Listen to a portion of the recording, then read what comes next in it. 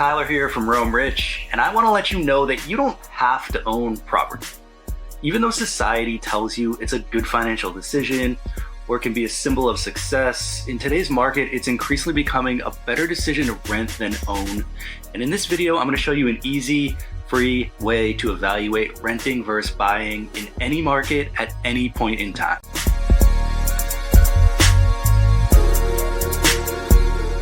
As a broker who's rented hundreds of apartments and bought and sold a bunch of houses, it's common to advise your client on the right time to buy, and it's such a subjective topic. The way I like to look at it, which you can defend with data, is if the cost of home ownership is more or less than renting an apartment in the same area.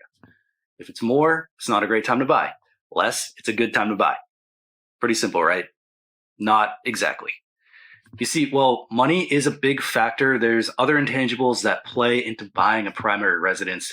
Think about quality of the school system, type of neighborhood, proximity to family, just to name a few. I'm first going to show you how to calculate the true cost of ownership, which we'll then use to compare to rentals and find the average difference between the two. We can then use this number as a starting point to try to quantify some of those intangible factors. But before I take you there, we need a subject property. So for this example, I'm choosing a 2-bed, 2-bath condo in Somerville, which is right outside Boston. I know there's a lot of inventory in this range for buying and renting, so it should be helpful as an example. As you can see here, the total mortgage cost with monthly expenses comes out to $47.58 a month. There's a couple ways to break down cost of ownership, and the first is probably the most accurate, but not necessarily the most relatable. I say this because the correct way to calculate true home ownership involves taking into account many factors like length of ownership, mortgage terms, opportunity costs of not buying, tax implications, general ownership costs. The best way to do this is to use a buy versus rent calculator like the one I have here from the New York Times. So plugging in all my relevant details, you can see the true cost of ownership for my condo of choice comes out to be $35.52 per month, which is considerably cheaper than the mortgage payment of $47.58 a month. Now, this is because the calculator is factoring in all those hidden benefits of ownership that I mentioned earlier. Even though it's technically correct to break down costs this way, the savings you attain by owning a house are somewhat hidden because they come in the form of tax deductions or exemptions or opportunity costs. So what you gain, you don't really experience, like you can't really get your hands on that money. So for this reason, it's hard for a lot of people to accept that $35.52 number when every month you see $47.58 in a mortgage payment going out of your account. Now, I'm kind of in that boat, so that's why I prefer to break down ownership costs with what I like to call the out-of-pocket method. For this calculation, I'm just using a standard mortgage calculator. Like the one on Zillow is usually easiest, and I'm using all the monthly expenses to come up with a total mortgage payment of $47.58 that I mentioned earlier. Now, one tweak I make with this is to find the principal portion of the mortgage payment, because that represents the chunk of the loan we're paying back every month. So that's building equity and shouldn't be considered an expense. To do this, I just Googled a mortgage calculator that breaks out principal and interest. And you can see here that my principal amount every month is around, call it $650. So since this $650 is adding to my equity every month, I'm going to back that out of my total payment, bringing my out-of-pocket home ownership amount to $41.08. And since the Zillow calculator doesn't factor in maintenance, which you will have to pay if you own a property, I'm adding about $5,000 a year for those expenses. This is just an estimation. It could be more or less than this. You can kind of just plug in whatever you think you might pay.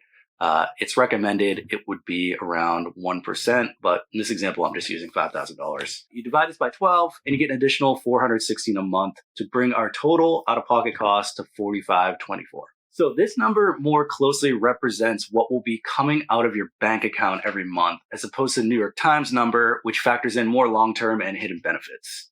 Now, regardless of which you use, the next step is to find the rental amount, and the easiest way to search for this is to plug in similar criteria to your subject property in the rent section of Zillow. As you can see here, I found properties ranging from $3,100 a month, $3,600 a month, to $3,825 a month for very similar homes. Now, if I use the New York Times method, it's right in the range of rental prices. So in this market, renting versus buying would be relatively similar. However, using the out-of-pocket calculation, you'd be saving anywhere from $700 to $1,400 a month. And those savings are immediately realized, so it can be spent on anything you'd like, which is why I prefer this method. It's just a bit more relatable and it more represents the money that's actually in your bank account. So now that you have some framework of how to assess a rent versus buy situation, you can compare the savings against your intangible preferences, which would be things like school system, quality of neighborhoods, proximity to family or to a city or to a beach, anything you want in a primary residence. Now, it's super subjective, but you'll have to weigh these attributes against what could be saved by renting or buying. For example, you may be able to rent in a town with a great school system much more easily than buying, or you could buy in a more affordable town and use those savings to help pay for a private school.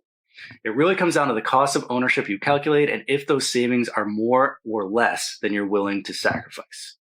I would encourage you all to do this analysis before buying, and don't be afraid to rent if the numbers tell you to.